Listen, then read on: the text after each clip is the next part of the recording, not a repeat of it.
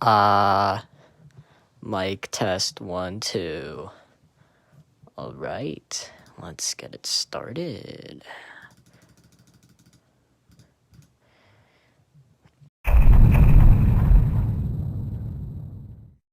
Claim number 1 for this article.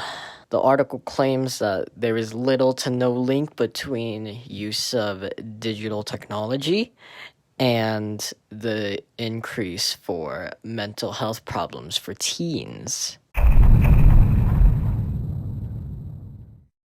This article mainly talks about how they took a study from this one other article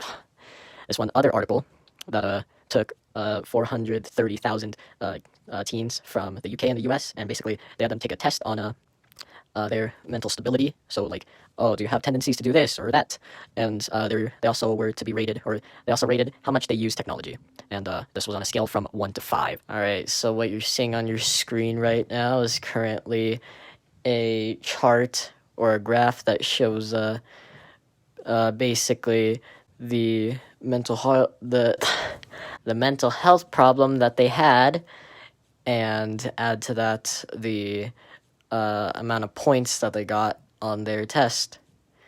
And what I mean by points is basically just how consistent they were in identifying with depression, with tendencies of suicide, things like that.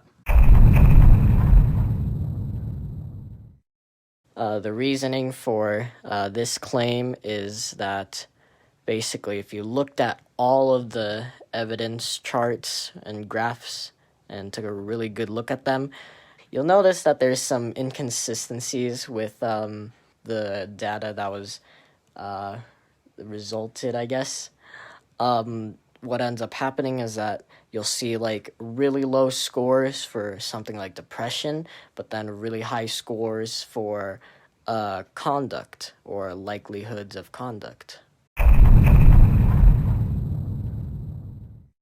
So the article claims that the reason why it's really hard to get these results is mainly because just technology is getting too complicated. So technology over the years has obviously evolved to where we started from what used to seem very revolutionary, but nowadays seems really dated.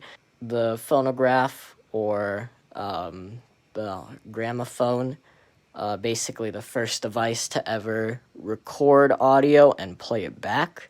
That was a game changer back in the day. Now it seems really old. Same goes for the first of many things. The first home console, the Atari 2600, that really popularized it. That isn't the first one, though. The first portable phone being the Dynatac 8000X. The first real computer to change the game, the Macintosh. Oh, what's another one that makes me feel young but old at the same time? So, even though the article does only give a quote for this, I think what the article is trying to say based off of the quote being, as more data accumulates on adolescents' use of emerging technologies, our knowledge of them and their side effects on mental health will become more precise, said Anthony. I can't pronounce that. So what the article or the quote is essentially trying to say is that if we want more stable results instead of inconsistent ones where it's like a bunch of this and nothing, we gotta, number one, be able to understand more closely the new recent technologies that are coming out. And number two, we gotta be able to work closely or understand closely what tech companies and see what they're doing and what they're putting into their new tech in order for us to truly understand how they do it and what effects it could have on us. basically,